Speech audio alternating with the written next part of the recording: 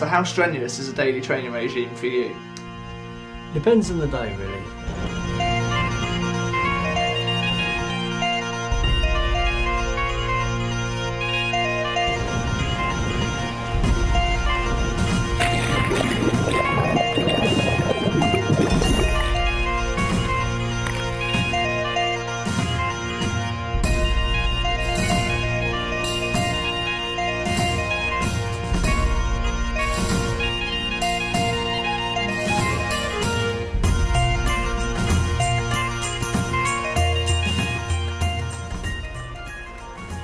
Dave Savage isn't your average triathlete. He's 42 from the tiny Pacific island of Kiribati and boasts a fairly unique story. Hello fellas, come on in.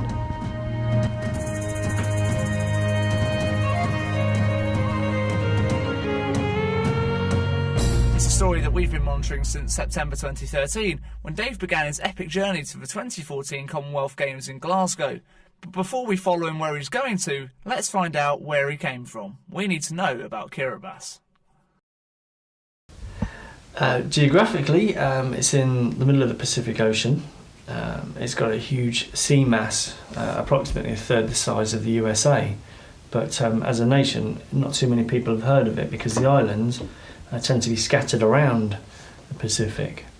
Mm-hmm. Fantastic people, lovely people.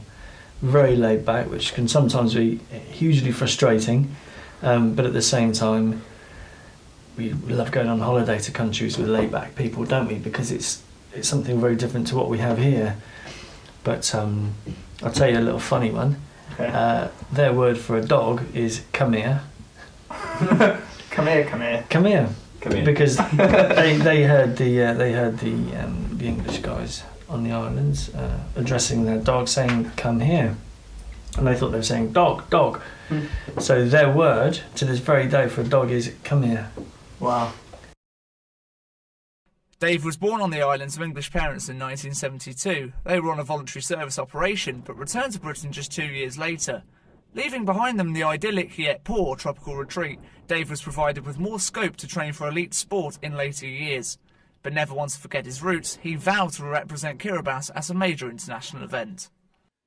I mean, this isn't the first time you've competed in the Commonwealths, is it?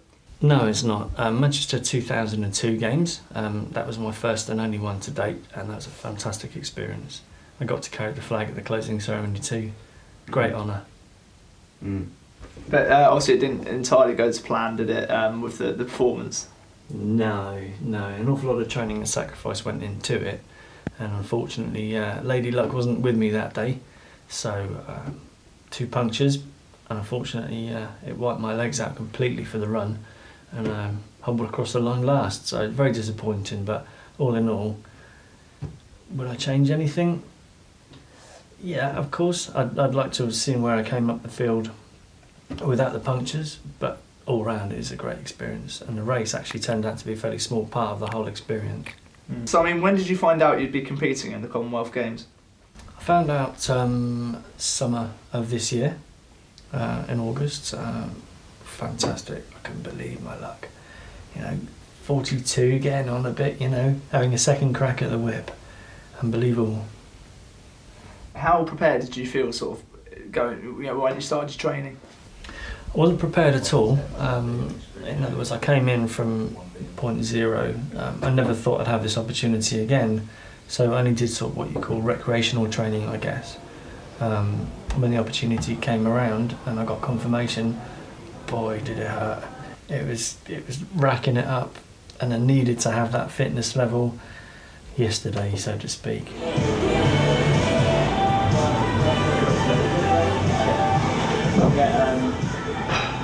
Meeting that level wasn't going to be easy, and what better way to assess Savage's training than by spending a day in his company. Okay, so David's come up to 7:45 and you're already coughing and spluttering. How are you feeling? Wobbly. Good. So you seem a bit red-faced there. Is this a sort of like stamina training? Last time we met, also you had a few injuries and that. So is that something you're looking into doing a lot more of now? Yeah, it's the time of year, sort of the strength and conditioning phase. So I tend to come down to the gym pretty much most mornings and do a bit of work during the day. Are you looking forward to the rest of the day? It's going to be action-packed, isn't it? We've got a full programme today. We've got lots on. We certainly did, and after a solid hour and a half in the gym, we moved on to our next location.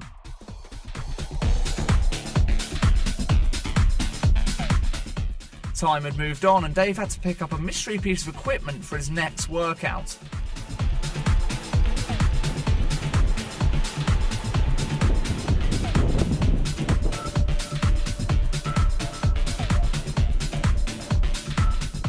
Yes, it was a static bike trainer, and after putting it to use, Savage took us through his own secret protein shake recipe.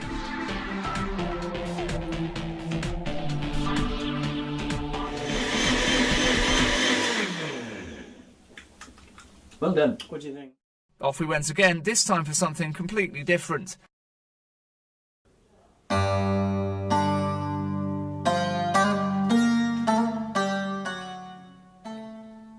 It was yoga time, where Dave was put through his paces.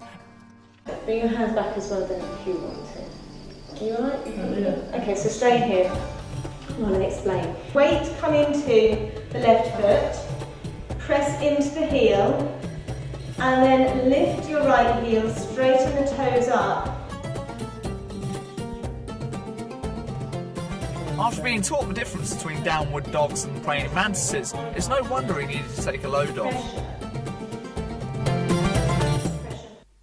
And if that wasn't therapeutic enough, a quick meal and a visit to his own personal physiotherapist was the icing on the cake. And with that, another day in the life of Dave Savage was complete. So I really worked hard just to try and get myself up to a point where I could actually throw in consistent and hard training. Do you feel like you've done that? Getting there. I need every week that I've got, but I should be able to put on some sort of a performance if I keep going the way things are going at the moment. But then, less than 4 months before he's due to compete in Glasgow, Dave Savage receives confirmation that he's been barred from entering on the grounds of no longer being considered a Kiribati national. How would he react to the ultimate letdown? I couldn't believe it. They said basically, you're not eligible after all, so you're not going. It's as simple as that. There's no apology, there was no explanation, there's no nothing.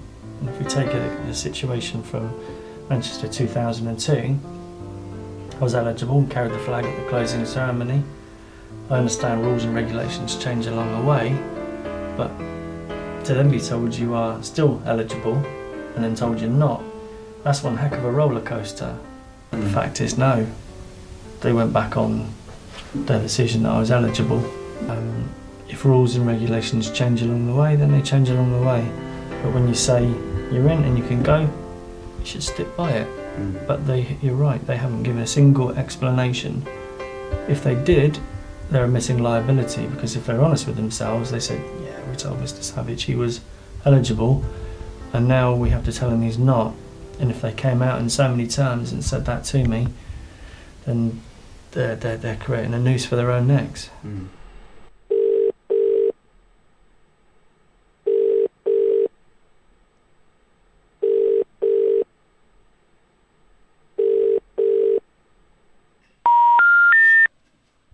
Sorry, there is no reply.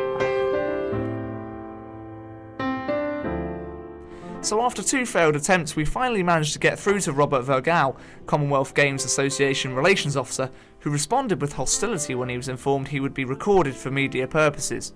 He briefly went on to say, all communications must go through their media relations department, so he'd have to send an email or written letter with regards to the matter. What's your next move? Will you be appealing the decision? I won't be appealing the decision because I have to draw a line under it at some stage, and I'd rather just give people the benefit of what I know now, and I get a real hit out of seeing my athletes compete. But for me, yeah, it's over. Is that is the only slight letdown of that the fact that you never got that chance of redemption that you were after?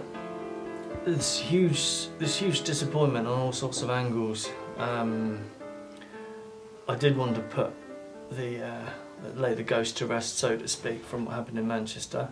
And that's another part of why I'm disappointed, because I've not got that opportunity again. 2 minutes and 70 RPM. 2 minutes and 75 RPM. Heartbreak for Dave, but it does leave him free to indulge in his other great passion, coaching. I just want to pass on the information I know, and I still want to be involved in the sport on a slightly different level to competing. And seeing people game, that gives me a real buzz. I mean, is your career now at 42, like competing, over? It's gone. It's over. As athletics goes, competing and racing, that's it for me now. It's tough. Yeah. Very tough. Dave Savage's road to redemption may not have taken him all the way to Glasgow, but his smile proves he has laid the ghosts to rest.